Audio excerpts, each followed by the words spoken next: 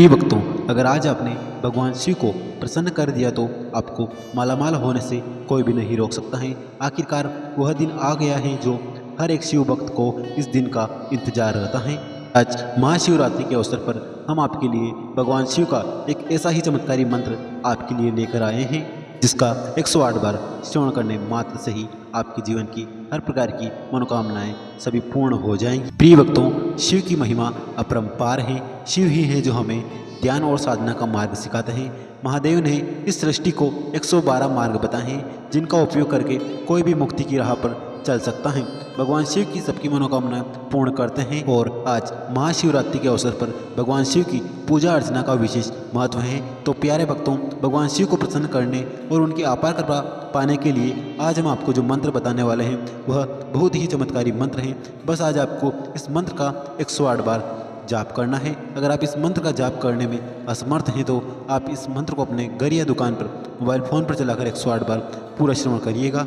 और अगर प्रिय भक्तों, अगर आप भी महादेव की असीम कृपा अपने ऊपर और अपने संपूर्ण परिवार के ऊपर पाना चाहते हैं तो हमारे इस वीडियो को एक दिल से लाइक करके हमारे चैनल संस्कार सिंह को सब्सक्राइब करके कमेंट में भोलेनाथ बाबा की जय अवश्य लिखें, जिससे प्रभु के चरणों में आप सभी भक्तों की हाजिरी लग जाएगी। तो प्रिय भक्तों, मंत्र कुछ इस प्रकार है। ओम तत्पुरुषाय विद्महे महादेवाय धीमहि तन्नो रुद्र प्रचोदयात्।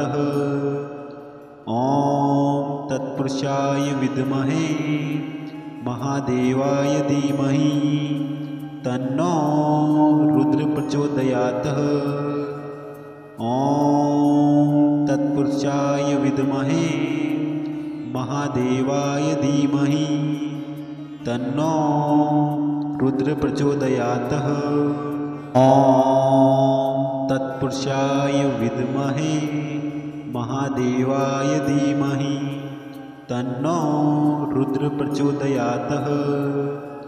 ओम तत्पुरुषाय विद्महे महादेवाय धीमहि तन्नो रुद्र प्रचोदयात्। ओम तत्पुरुषाय विद्महे महादेवाय धीमहि तन्नो रुद्र प्रचोदयात्। ओम तत्पुरुषाय विद्महे महादेवाय धीमहि तन्नो रुद्र प्रचोदयात्। ओम तत्पुरुषाय विद्महे महादेवाय धीमहि तन्नो रुद्र प्रचोदयात्। ओम तत्पुरुषाय विद्महे महादेवाय धीमहि तन्नो रुद्र प्रचोदयात्। ओम तत्पुरुषाय विद्महे महादेवाय धीमहि तन्नो रुद्र प्रचोदयात्। ओम तत्पुरुषाय विद्महे महादेवाय धीमहि तन्नो रुद्र प्रचोदयात्। ओम तत्पुरुषाय विद्महे महादेवाय धीमहि तन्नो रुद्र प्रचोदयात्। ओम तत्पुरुषाय विद्महे महादेवाय धीमहि तन्नो रुद्र प्रचोदयात्। ओम तत्पुरुषाय विद्महे महादेवाय धीमहि तन्नो रुद्र प्रचोदयात्। ओम तत्पुरुषाय विद्महे महादेवाय धीमहि तन्नो रुद्र प्रचोदयात्। ओम तत्पुरुषाय विद्महे महादेवाय धीमहि तन्नो रुद्र प्रचोदयात्। ओम तत्पुरुषाय विद्महे महादेवाय धीमहि तन्नो रुद्र प्रचोदयात्। ओम तत्पुरुषाय विद्महे महादेवाय धीमहि तन्नो रुद्र प्रचोदयात्। ॐ तत्पुरुषाय विद्महे महादेवाय धीमहि तन्नो रुद्र प्रचोदयात्।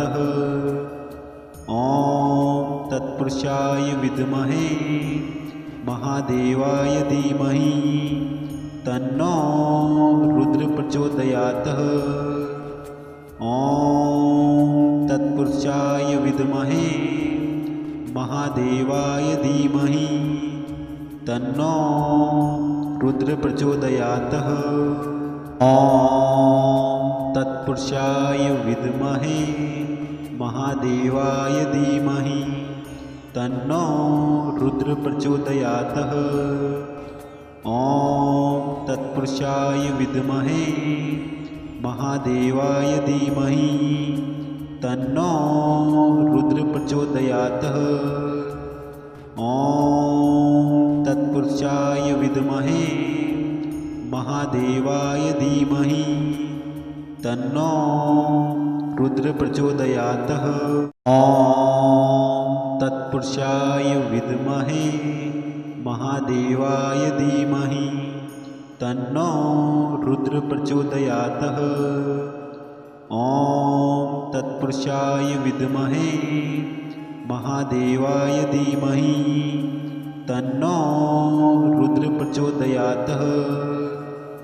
ॐ तत्पुरुषाय विद्महे महादेवाय धीमहि तन्नो रुद्र प्रचोदयात्। ॐ तत्पुरुषाय विद्महे महादेवाय धीमहि तन्नो रुद्र प्रचोदयात्।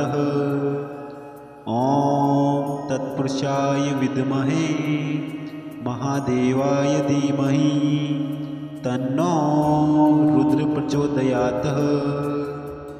ॐ तत्पुरुषाय विद्महे महादेवाय धीमहि तन्नो रुद्र प्रचोदयात्।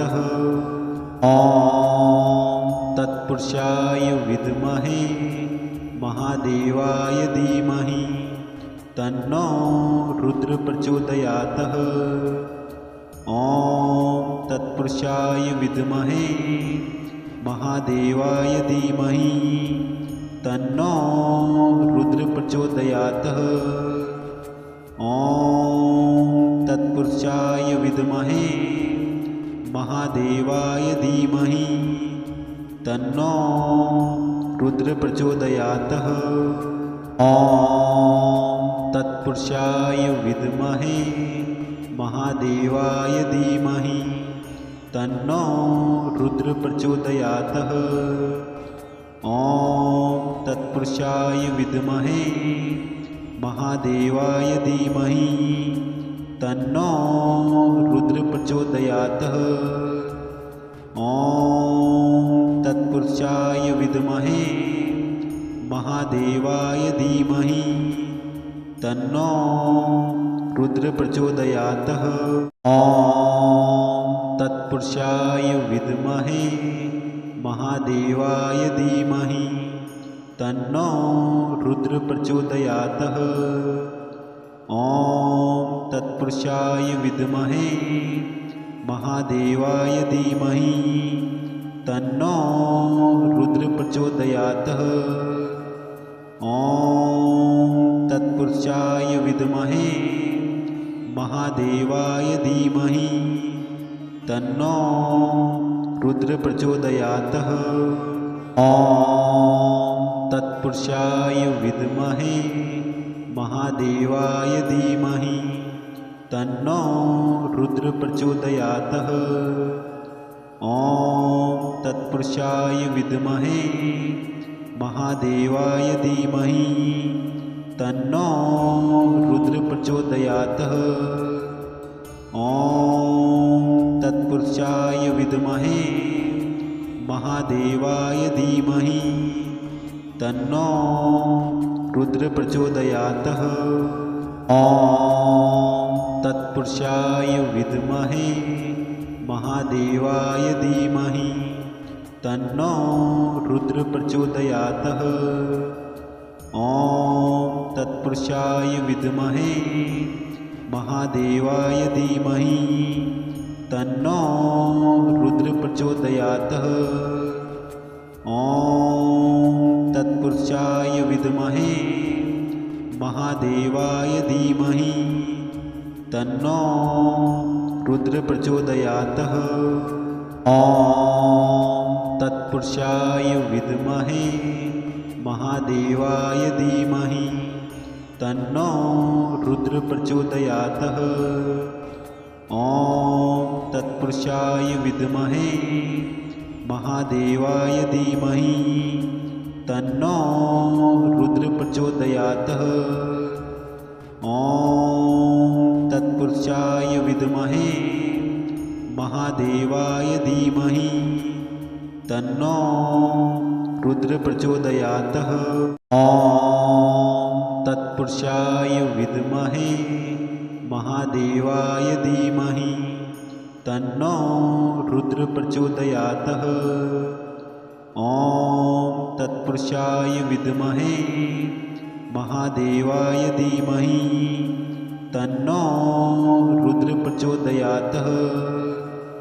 ॐ तत्पुरुषाय विद्महे महादेवाय धीमहि तन्नो रुद्र प्रचोदयात्। ॐ तत्पुरुषाय विद्महे महादेवाय धीमहि तन्नो रुद्र प्रचोदयात्। ॐ तत्पुरुषाय विद्महे महादेवाय धीमहि तन्नो रुद्र प्रचोदयात्। ॐ तत्पुरुषाय विद्महे महादेवाय धीमहि तन्नो रुद्र प्रचोदयात्। ॐ तत्पुरुषाय विद्महे महादेवाय धीमहि तन्नो रुद्र प्रचोदयात्। ॐ तत्पुरुषाय विद्महे महादेवाय धीमहि तन्नो रुद्र प्रचोदयात्। ॐ तत्पुरुषाय विद्महे महादेवाय धीमहि तन्नो रुद्र प्रचोदयात्। ॐ तत्पुरुषाय विद्महे महादेवाय धीमहि तन्नो रुद्र प्रचोदयात्। ॐ तत्पुरुषाय विद्महे महादेवाय धीमहि तन्नो रुद्र प्रचोदयात्। ॐ तत्पुरुषाय विद्महे महादेवाय धीमहि तन्नो रुद्र प्रचोदयात्। ॐ तत्पुरुषाय विद्महे महादेवाय धीमहि तन्नो रुद्र प्रचोदयात्। ॐ तत्पुरुषाय विद्महे महादेवाय धीमहि तन्नो रुद्र प्रचोदयात्। ॐ तत्पुरुषाय विद्महे महादेवाय धीमहि तन्नो रुद्र प्रचोदयात्। ॐ तत्पुरुषाय विद्महे महादेवाय धीमहि तन्नो रुद्र प्रचोदयात्। ॐ तत्पुरुषाय विद्महे महादेवाय धीमहि तन्नो रुद्र प्रचोदयात्। ॐ तत्पुरुषाय विद्महे महादेवाय धीमहि तन्नो रुद्र प्रचोदयात्। ॐ तत्पुरुषाय विद्महे महादेवाय धीमहि तन्नो रुद्र प्रचोदयात्। ॐ तत्पुरुषाय विद्महे महादेवाय धीमहि तन्नो रुद्र रुद्र प्रचोदयात्। ॐ तत्पुरुषाय विद्महे महादेवाय धीमहि तन्नो रुद्र प्रचोदयात्। ॐ तत्पुरुषाय विद्महे महादेवाय धीमहि तन्नो रुद्र प्रचोदयात्। ॐ तत्पुरुषाय विद्महे महादेवाय धीमहि तन्नो रुद्र प्रचोदयात्। ॐ तत्पुरुषाय विद्महे महादेवाय धीमहि तन्नो रुद्र प्रचोदयात्। ॐ तत्पुरुषाय विद्महे महादेवाय धीमहि तन्नो रुद्र प्रचोदयात्। ॐ तत्पुरुषाय विद्महे महादेवाय धीमहि तन्नो रुद्र प्रचोदयात्। ॐ तत्पुरुषाय विद्महे महादेवाय धीमहि तन्नो रुद्र प्रचोदयात्। ॐ तत्पुरुषाय विद्महे महादेवाय धीमहि तन्नो रुद्र प्रचोदयात्। ॐ तत्पुरुषाय विद्महे महादेवाय धीमहि तन्नो रुद्र प्रचोदयात्। ॐ तत्पुरुषाय विद्महे महादेवाय धीमहि तन्नो रुद्र प्रचोदयात्। ॐ तत्पुरुषाय विद्महे महादेवाय धीमहि तन्नो रुद्र प्रचोदयात्। ॐ तत्पुरुषाय विद्महे महादेवाय धीमहि तन्नो रुद्र प्रचोदयात्। ॐ तत्पुरुषाय विद्महे महादेवाय धीमहि तन्नो रुद्र प्रचोदयात्। ॐ तत्पुरुषाय विद्महे महादेवाय धीमहि तन्नो रुद्र प्रचोदयात्। ॐ तत्पुरुषाय विद्महे महादेवाय धीमहि तन्नो रुद्र प्रचोदयात्। ॐ तत्पुरुषाय विद्महे महादेवाय धीमहि तन्नो रुद्र प्रचोदयात्। ॐ तत्पुरुषाय विद्महे महादेवाय धीमहि तन्नो रुद्र प्रचोदयात्। ॐ तत्पुरुषाय विद्महे महादेवाय धीमहि तन्नो रुद्र प्रचोदयात्। ॐ तत्पुरुषाय विद्महे महादेवाय धीमहि तन्नो रुद्र प्रचोदयात्। ॐ तत्पुरुषाय विद्महे महादेवाय धीमहि तन्नो रुद्र प्रचोदयात्। ॐ तत्पुरुषाय विद्महे महादेवाय धीमहि तन्नो रुद्र प्रचोदयात्। ॐ तत्पुरुषाय विद्महे महादेवाय धीमहि तन्नो रुद्र प्रचोदयात्। ॐ तत्पुरुषाय विद्महे महादेवाय धीमहि तन्नो रुद्र प्रचोदयात्। ॐ तत्पुरुषाय विद्महे महादेवाय धीमहि तन्नो रुद्र प्रचोदयात्। ॐ तत्पुरुषाय विद्महे महादेवाय धीमहि तन्नो रुद्र प्रचोदयात्। ॐ तत्पुरुषाय विद्महे महादेवाय धीमहि तन्नो रुद्र प्रचोदयात्।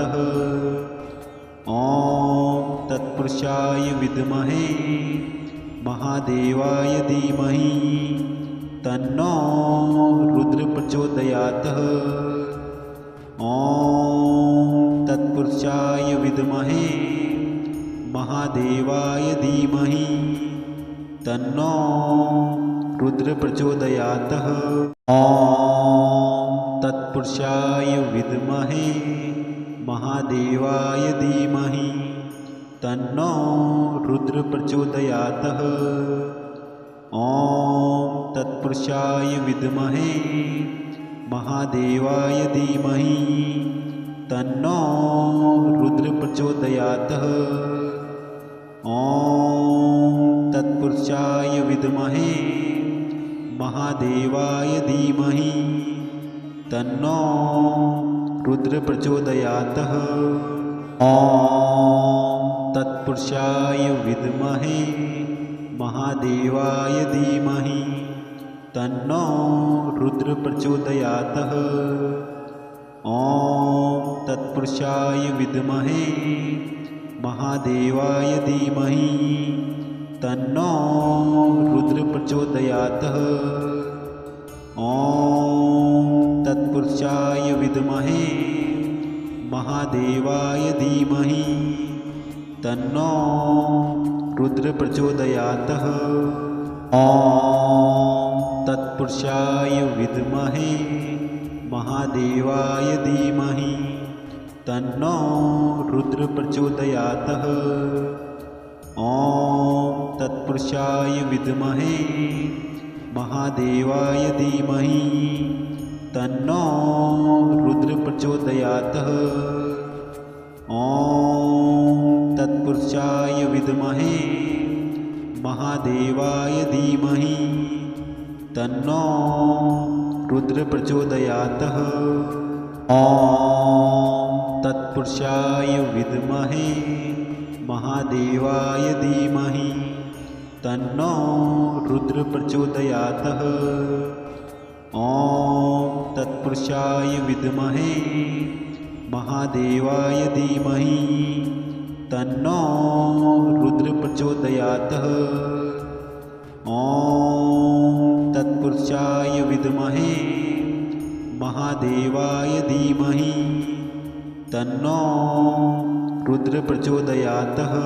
ॐ तत्पुरुषाय विद्महे महादेवाय धीमहि तन्नो रुद्र प्रचोदयात्। ॐ तत्पुरुषाय विद्महे महादेवाय धीमहि तन्नो रुद्र प्रचोदयात्। ॐ तत्पुरुषाय विद्महे महादेवाय धीमहि तन्नो रुद्र प्रचोदयात्। ॐ तत्पुरुषाय विद्महे महादेवाय धीमहि तन्नो रुद्र प्रचोदयात्। ॐ तत्पुरुषाय विद्महे महादेवाय धीमहि तन्नो रुद्र प्रचोदयात्। ॐ तत्पुरुषाय विद्महे महादेवाय धीमहि तन्नो रुद्र प्रचोदयात्। ॐ तत्पुरुषाय विद्महे महादेवाय धीमहि तन्नो रुद्र प्रचोदयात्। ॐ तत्पुरुषाय विद्महे महादेवाय धीमहि तन्नो रुद्र प्रचोदयात्। ॐ तत्पुरुषाय विद्महे महादेवाय धीमहि तन्नो रुद्र प्रचोदयात्। ॐ तत्पुरुषाय विद्महे महादेवाय धीमहि तन्नो रुद्र प्रचोदयात्। ओम तत्पुरुषाय विद्महे महादेवाय धीमहि तन्नो रुद्र प्रचोदयात्। ओम तत्पुरुषाय विद्महे महादेवाय धीमहि तन्नो रुद्र प्रचोदयात्।